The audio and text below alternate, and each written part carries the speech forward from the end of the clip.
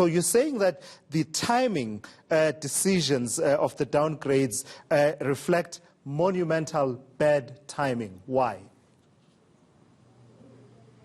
That's correct, Tula, because this has been proven several times and there is evidence to this.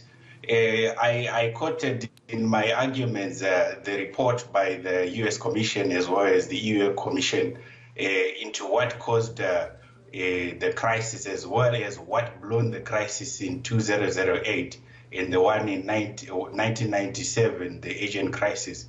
It was because rating agencies, through a process that we call a pro-cyclical effect, when you downgrade a country that is already going through a rough idea, or a rough patch rather.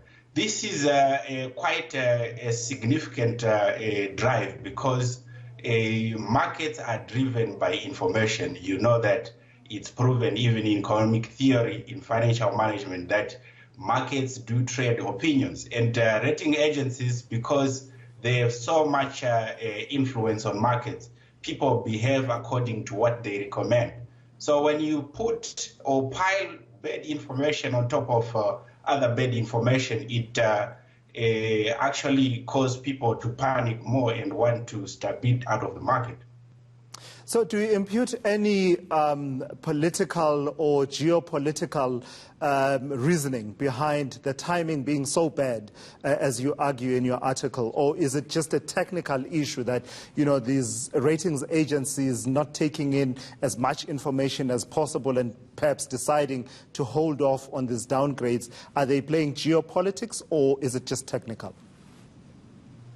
No, far from politics. It's a technical observation, and I think my defense, my evidence is purely technical. Because if you look at what happens, just to quote evidence from the surface, the 10 first countries to be downgraded in Africa were downgraded in the preliminary phases of registering infections on COVID-19, mainly based on the fact of expectation that the pandemic will strain the fiscus of African countries, as well as that the pandemic will also strain the health system in Africa.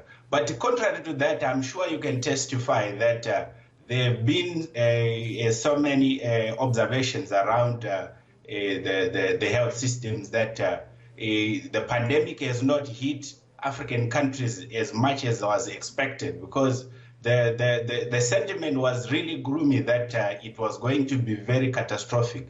But on the other side, you look at actions that happen prematurely because the conditions or fundamentals of the market had not materially changed during the time that those downgrades happened. And also that you look at the policy response that African countries had put in place.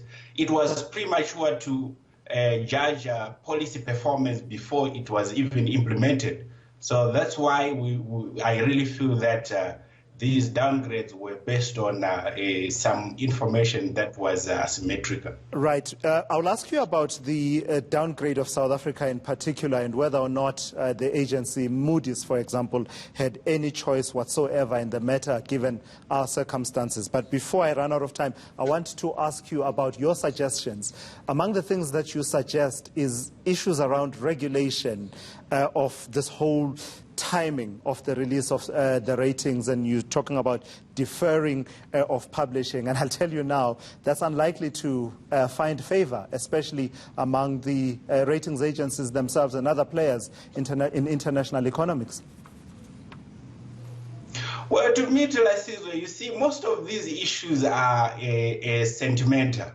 They are opinions and they are perceptions. But if you look at the technical aspect of it, what had really changed before the COVID-19 came when South Africa was downgraded? Moody held South Africa at investment grade, even when we thought that it should have downgraded. And if you want to follow what was happening in the market had already kind of discounted into junk status in terms of expectation.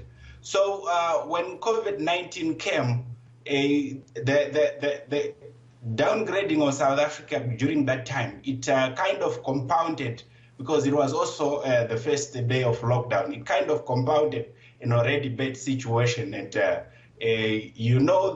from the context of how these model predictions happen, it materialized in some sense, because that's what the market will expect. But taking into account also that was the time when the rating agency Moody was expected to do its review. So it had an option to either defer and wait for the policy response for South Africa to come into effect, and also judge on how it will perform to that. Dr. Meshack Mutizge, thank you so much. He's an expert consultant at the University of Cape Town, raising an interesting debate there, Dumi, about the role of ratings agencies, particularly in a time of COVID-19.